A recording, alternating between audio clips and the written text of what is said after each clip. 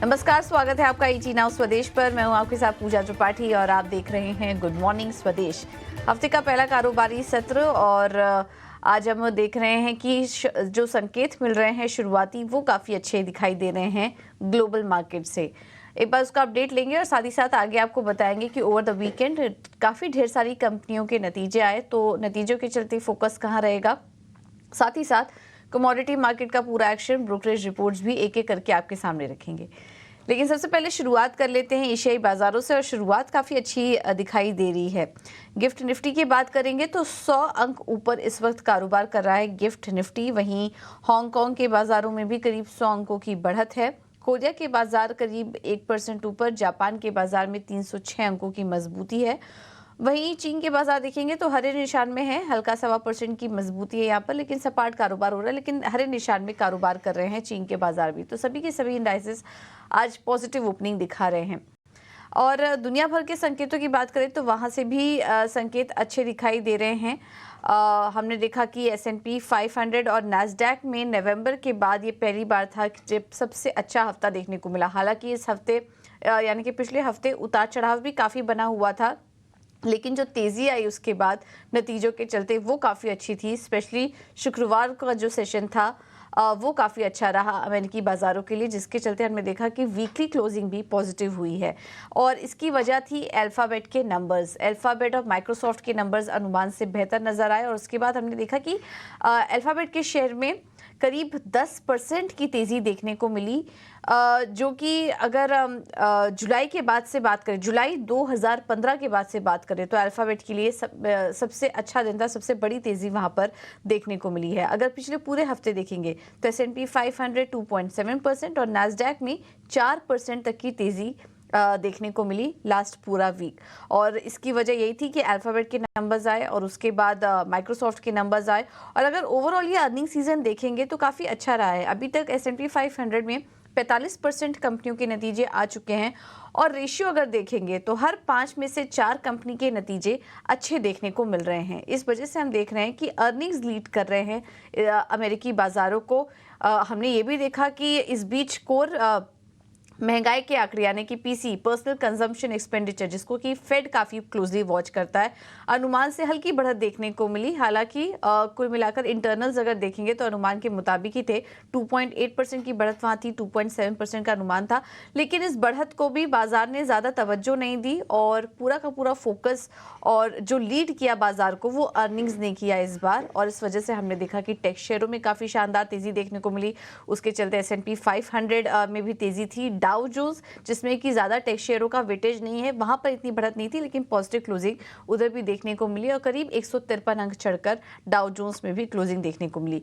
ये पूरा हफ्ता भी काफ़ी इंपॉर्टेंट होगा नतीजों के लिहाज से भी, और कल से 2 दिवसीय फेड की बैठक भी शुरू हो जाएगी, जिस पर कि दुनिया भर के बाजारों की नज़र रहेगी। देखना होगा कि फेड की कमेंट्री क्या कुछ निकल कर आती है, क्योंकि अब ये तो कहीं ना कहीं क्लियर कट हो चुका है CME फेड वॉच टूल के मुताबिक कि इस साल केवल एक बार ब्याज दरों में कटौती होगी, जिस तरीके के आंकड़े निकल कर आ रहे हैं। लेकिन इसके बाद कमेंट्री क्या आती है फेड की तरफ से, हाल फिलहाल आए GDP और महंगाई के आंकड़ों को लेकर फेड क्या कुछ कह रहा है, ये काफ़ी इंपॉर्टेंट होगा देखना, और वो आगे की बाजार की चाल को लीड करेगा। और इसके अलावा इस हफ्ते एप्पल, मैकडॉनल्ड्स, कोका कोला और अमेजॉन जैसी कंपनियों के भी नतीजे आएंगे, इस पर भी हमारी नज़र रहेगी। कुल मिलाकर आज संकेत अच्छे मिल रहे हैं ग्लोबल मार्केट से। बॉन्ड मार्केट और गोल्ड और क्रूड भी अगर देखेंगे तो वो भी स्टेबल ही हैं। अनुमान के पास आए थे PCE के आंकड़े, उसके बाद हमने देखा हल्की नरमी आई बॉन्ड यील्ड्स में, 4.66% के आसपास के नंबर्स देखने को मिले। राउंड ऑफ करेंगे तो 4.7% के आसपास बॉन्ड यील्ड्स कारोबार कर रहे थे।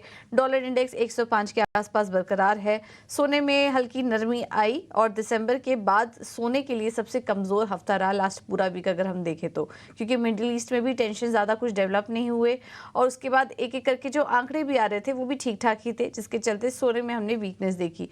और कच्चा तेल भी 88 डॉलर के आसपास कच्चा तेल भी कारोबार कर रहा था।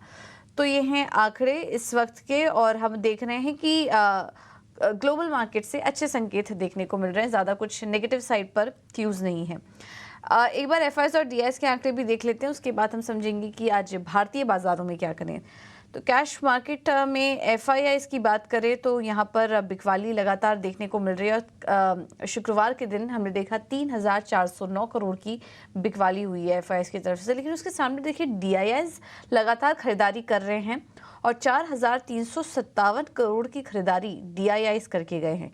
इंडेक्स फ्यूचर की बात करें तो 1972 करोड़ की बिकवाली का आंकड़ा है, लेकिन इंडेक्स ऑप्शन में खरीदारी हुई है और 8,141 करोड़ की खरीदारी इंडेक्स ऑप्शंस में एफआईआईज़ की तरफ से देखने को मिली। अब इस आंकड़े को आज के लिए कैसे रीड करें और आज भारतीय बाजारों के लिए कौन से लेवल्स इंपॉर्टेंट होंगे, क्योंकि शुक्रवार के दिन तो हमने देखा थोड़ी वीकनेस के साथ क्लोजिंग हुई थी। निफ्टी 150 अंक नीचे बंद हुआ था। बैंक निफ्टी में 290 अंकों की बिकवाली देखने को मिली थी। शुरुआत अच्छी हुई थी, लेकिन बाजार बंद होते होते हमने देखा कि कमजोरी हावी हो गई थी मार्केट में। अब आज शुरुआत कैसे हो सकती है इस हफ्ते की, ये एक बार देख लेते हैं। और निफ्टी और बैंक निफ्टी का डेटा समझाने के लिए हमारे साथ डिम्पी कालरा जुड़ चुके हैं फोन लाइन पर। Dimpy, good morning. बताइए आज अहम सपोर्ट और रेजिस्टेंस क्या होंगे निफ्टी और बैंक निफ्टी के लिए?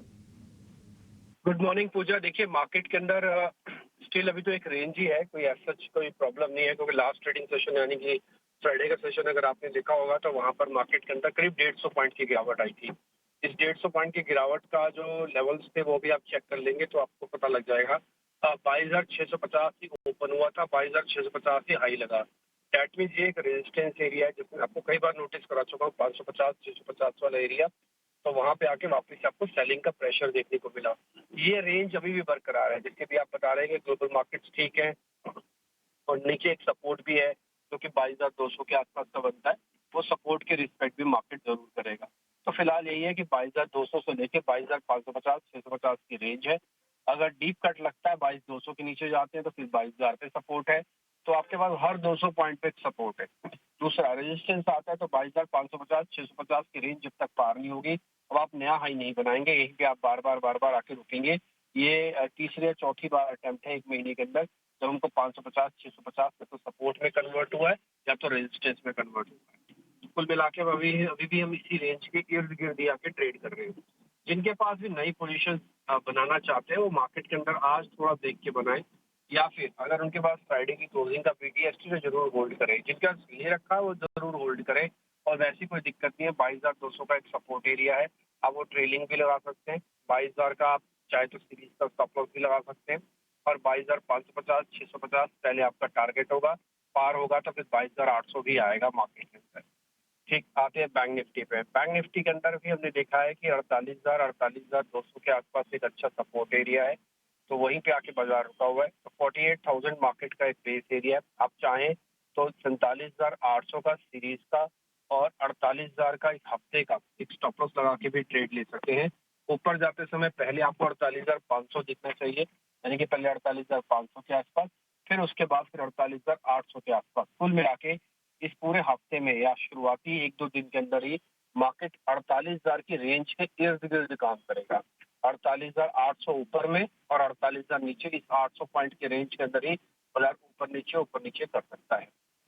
इसके अलावा एफ एंड बैन में सिर्फ एक ही शेयर है। एफआई की होल्डिंग अभी आप बता रहे थे तो मैं आपको बताता हूँ एफआई की होल्डिंग थोड़ी सी फिर से घटी है कि 39% से 35% हो गई है। इनफैक्ट आपकी मैं बताऊँ रिटेल की होल्डिंग भी थोड़ी कम हुई, रिटेल की होल्डिंग वापस से बढ़ी है और डीएस की होल्डिंग भी थोड़ी सिस्टम में कम हुई है। भले कैश में उनके नंबर आए लेकिन अगर आप फ्यूचर्स में डीएस का नंबर चेक करेंगे तो उनकी होल्डिंग में भी थोड़ी बहुत कमी आती हुई दिखी है। कुल मिला के मार्केट आज पूरी तरह से एक रेंज में, एक दायरे में काम करेगा। रेंज में ऑलरेडी आपको डिस्क्राइब कर चुका हूँ निफ्टी और बैंक निफ्टी की। तो नए वाले लोग किसी भी डिप मिले तो बाय कीजिएगा, ऊपर में रेजिस्टेंस होगा सेल कर देना। फिर ऊपर वालों को अगर सेल भी करना है, मान लो कि एसटीबीटी वाले हैं या फिर सेलिंग वाले हैं, तो रेजिस्टेंस में सेल करो, बाय लेवल आए तो फिर आप बाय कर लो। तो दोनों को अपॉर्चुनिटी मिलेगी और रेंज के अंदर मार्केट काम करेगा। ठीक है। तो रेंज के में कारोबार कर सकता है बाजार और आज के लिए इंपॉर्टेंट लेवल्स भी, सपोर्ट लेवल्स भी और रेजिस्टेंस लेवल भी आपको बताए, तो इसी रेंज को प्ले करने की कोशिश कीजिए। बहुत बहुत शुक्रिया डिम्पी आपका ये पूरा एनालिसिस करने के लिए। अब आगे बढ़ते हैं और बाजार पर एक और रणनीति देने के लिए हमारे साथ जुड़ गए हैं यस सिक्योरिटीज़ के लक्ष्मीकांत शुक्ला। लक्ष्मीकांत जी, बहुत बहुत धन्यवाद समय देने के लिए टीना स्वदेश को। बताइए क्या व्यू बन रहा है आज आपका निफ्टी और बैंक निफ्टी पर और साथ ही किन शेयरों में ट्रेड करें? सुप्रभात पूजा जी, शो में बुलाने के लिए आपका बहुत बहुत धन्यवाद। हमने फ्राइडे के सेशन में थोड़ा सा नरमी देखा था। पिछले 5 दिनों से 5 से 6 दिनों से जो तेजी का सेशन चल रहा था, फ्राइडे के दौरान हमें थोड़ा सेलिंग प्रेशर देखने को मिला था। वहां पर निफ्टी ने डार्क क्लाउड कवर बनाया था। हालांकि निफ्टी अभी भी अपने 20 डीएमए और 61.8 फिबोनाची रिट्रेसमेंट के ऊपर ट्रेड कर रहा है। तो मुझे लगता है कि आज भी निफ्टी इस लेवल को डिफेंड कर सकता है, जो कि लेवल्स आ रहे हैं 22,400 के आसपास। तो आज के लिए निफ्टी का जो इमीडिएट सपोर्ट होगा वो 22,400 होगा। अगर इसके नीचे अगर ब्रेकडाउन देता है तो जो नेक्स्ट मेजर सपोर्ट है वो 22,200 का आ रहा है।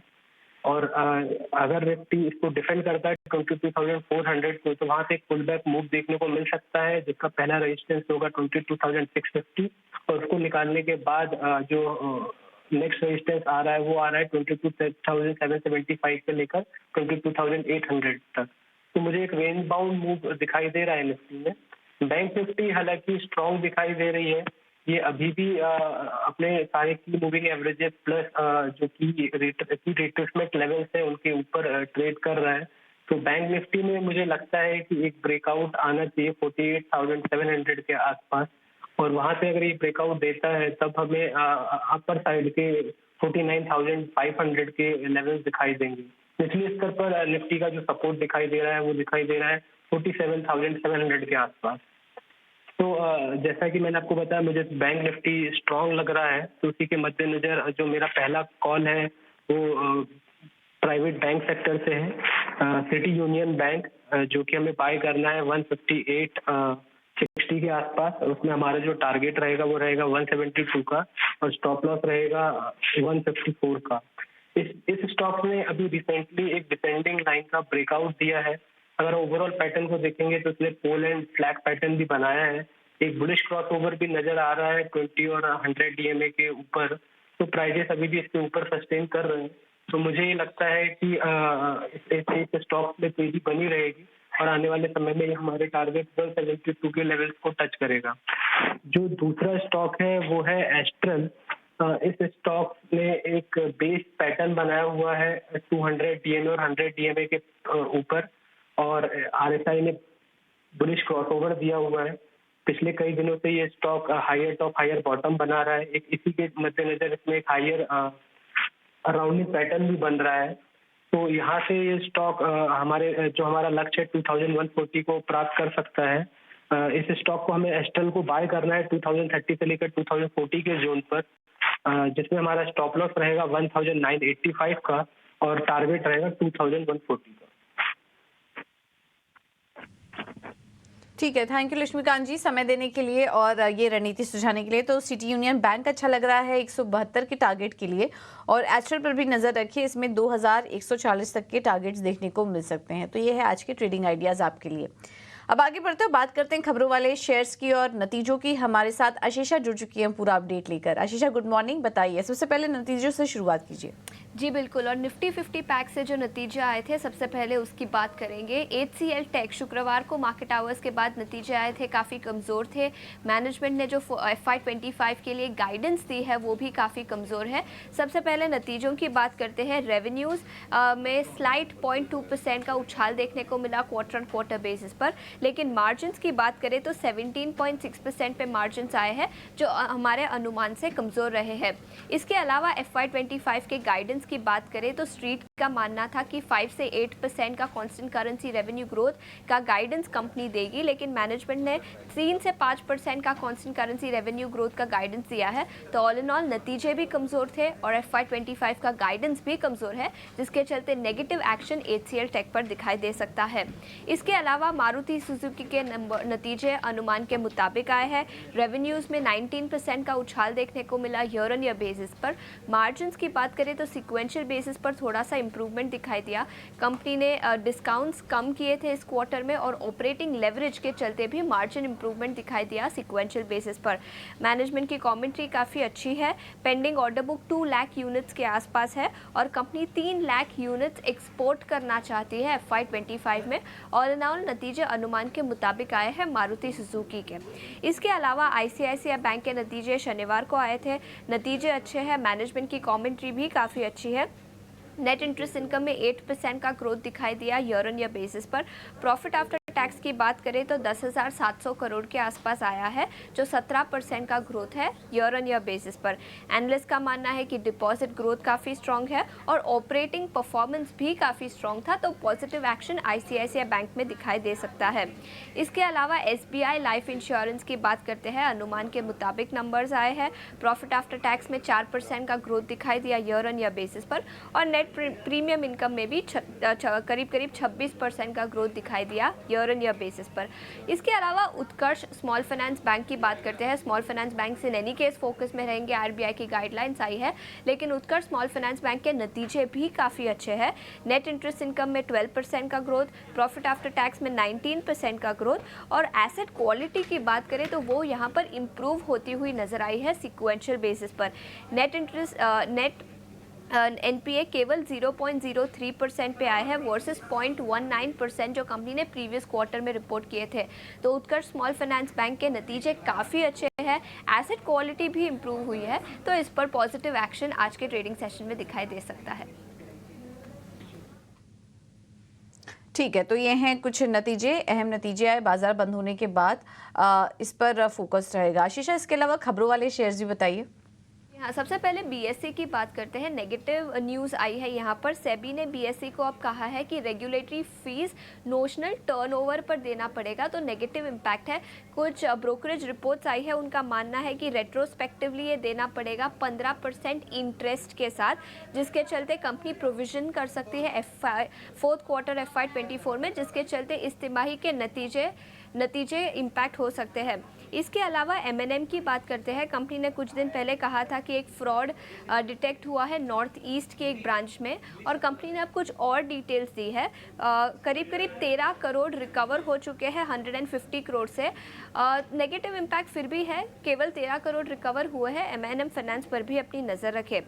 इसके अलावा अपोलो हॉस्पिटल की बात करते हैं। अपोलो हॉस्पिटल करीब 2,500 करोड़ रेस करना चाहती है एडवेंट इंटरनेशनल से, और इसके अलावा कंपनी काइमेड प्राइवेट लिमिटेड को अक्वायर करेगी। काइमेड प्राइवेट लिमिटेड करीब 2 ट्रांचेस में 12.1% स्टेक खरीदेगा। तो कई सारे ट्रांजैक्शंस हुए हैं, जिसके चलते अपोलो हॉस्पिटल पर भी अपनी नज़र रखें। लास्टली अजंता फार्मा की बात करते हैं। बोर्ड ऑफ डायरेक्टर्स की बैठक है 2 मई को, जहां बायबैक कंसिडर किया जाएगा। और इरकॉन इंटरनेशनल को नए ऑर्डर्स मिले हैं, करीब 1200 करोड़ के नए ऑर्डर्स मिले हैं। ईपीसी मोड पे ये कंस्ट्रक्शन किया जाएगा, तो ऑर्डर विंस के चलते इरकॉन इंटरनेशनल पर भी अपनी नज़र रखें। ठीक है, तो ये हैं कुछ खबरें, अहम खबरें। अभी आशीषा आपको बता रही थी बीएसई अपोलो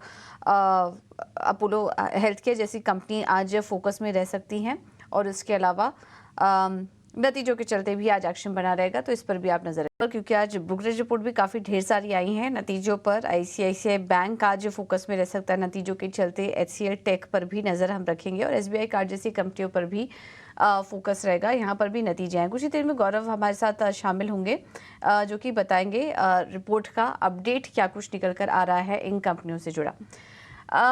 लेकिन एक बार एशियाई बाजारों पर नज़र डालें। गिफ्ट निफ्टी अच्छी शुरुआत यहाँ पर देखने को मिल रही है। करीब 100 अंक ऊपर इस वक्त गिफ्ट निफ्टी कारोबार कर रहा है। और अगर बाजार पर भी नज़र डालेंगे तो हमने देखा था कि शुक्रवार के सेशन में निफ्टी में कमज़ोरी आई थी, 150 अंकों की। निफ्टी बैंक में 290 अंकों की वीकनेस थी, लेकिन आईटी शेयरों में शानदार तेज़ी देखने को मिली थी, और इसको लीड किया था टेक महिंद्रा में, जिसमें कि 7% तक की तेज़ी थी टेक महिंद्रा के स्टॉक में। अब देखना होगा कि वो आईटी स्टॉक्स में आज तेज़ी कैसे लीड करते हैं, क्योंकि शुक्रवार के दिन हमने देखा था कि वहाँ पर थोड़ी मुनाफा वसूली भी हावी थी। देखना होगा कि आईटी शेयरों का रुख क्या होता है उस दिन की तेज़ी के बाद, लेकिन आज फोकस रहेगा बैंकों पर और एनबीएफसी स्टॉक्स पर भी, क्योंकि इस बीच हमने देखा था कि काफ़ी ज़्यादा टूटे थे कोटक महिंद्रा बैंक की खबर के बाद, और उसके बाद बजाज फिनसर्व, बजाज फाइनेंस जैसी कंपनियों के भी जब नतीजा आए तो उसका भी असर हमने इस पैक में देखा। और शुक्रवार के दिन हमने देखा था कि बजाज फाइनेंस 7% नीचे क्लोज हुआ था, बजाज फिनसर्व में 3.5% की वीकनेस देखने को मिली थी। लेकिन अब देखना होगा कि आज का सेशन कैसा रहता है कंपनियों के लिए, क्योंकि ICICI बैंक की तरफ से हमने देखा था कि नतीजे अच्छे आए थे और यहाँ पर कमेंट्री भी अच्छी आई थी। चलिए, गौरव से संपर्क नहीं हो पा रहा है हमारा, लेकिन जो रिपोर्ट्स आई हैं वो हम आपके सामने एक एक करके क्विकली रखेंगे। नोमुरा ने ICICI बैंक पे जो रिपोर्ट जारी की है उसमें खरीदारी की राय बरकरार रखे हुए हैं, लक्ष्य 1225 से बढ़ाकर 1335 का देख रहे हैं। वहीं HCL टेक पर भी ढेर सारी रिपोर्ट्स आई हैं। नोमुरा ने न्यूट्रल की रेटिंग बरकरार रखी है, लक्ष्य 1400 का है, और इन्वेस्टेक ने बिकवाली की राय दी है 1300 के लक्ष्य के साथ। HCL टेक की तरफ से हमने देखा था कि नतीजे कमजोर यहां पर देखने को मिले थे। नोमुरा ने इनफैक्ट लक्ष्य अपना घटा भी दिया है, 1500 से घटाकर 1400 का लक्ष्य अब वो देख रहे हैं HCL टेक पर। SBI की बात करें तो यहाँ पर ब्रोकरेज की जो रिपोर्ट आई है उसमें UBS ने न्यूट्रल की रेटिंग बरकरार रखी हुई है, लक्ष्य है 805 का, और नोमुरा ने रिड्यूस की रेटिंग दी है 640 का लक्ष्य वो स्टॉक पर देख रहे हैं। वहीं UBS का कहना है कि क्रेडिट कॉस्ट में लगातार बढ़ोतरी कायम है, कम खर्चे से मुनाफा और अनुमान बेहतर नजर आ रहा है। तो काफ़ी मिली-जुली रिपोर्ट्स यहाँ पर देखने को मिल रहे हैं। SBI कार्ड पर एक तरफ UBS ने तो 805 का लक्ष्य देख रहे हैं, लेकिन नोमुरा 640 के लक्ष्य यहाँ पर देख रहे हैं SBI कार्ड्स पर। SBI लाइफ पर भी जेफरीज ने रिपोर्ट अपनी जो जारी की है उसमें खरीदारी की राय बरकरार रखी हुई है, लक्ष्य देख रहे हैं 1740 का, और गोल्डमैन सैक्स ने खरीदारी की राय बरकरार रखी हुई है, लक्ष्य 1650 का देख रहे हैं। हालांकि जेफरीज ने लक्ष्य घटाया है, 1700 से घटाकर 1650 के टारगेट्स यहां पर दिए हैं SBI लाइफ पर। तो कुछ मिलीजुली रिपोर्ट्स निकल कर आ रही है SBI लाइफ से भी जुड़ी। तो ये कुछ ब्रोकरेज रिपोर्ट्स हैं जहां पर कि आज फोकस रहेगा। आगे बढ़ते हैं और कमोडिटी मार्केट से जुड़ी भी रणनीति आपको बता देते हैं। क्रूड पर बिकवाली करके चलिए, 6890 के लक्ष्य के लिए स्टॉप लॉस होगा 7080 का, और कॉपर में भी खरीदारी करके आप चल सकते हैं, 870 के लक्ष्य के लिए स्टॉप लॉस होगा 847 का। तो ये हैं कमोडिटी मार्केट से जुड़ी रणनीति आपके स्क्रीन पर, इन पे भी आप नजर रखिए। चलिए, फिलहाल इस शो में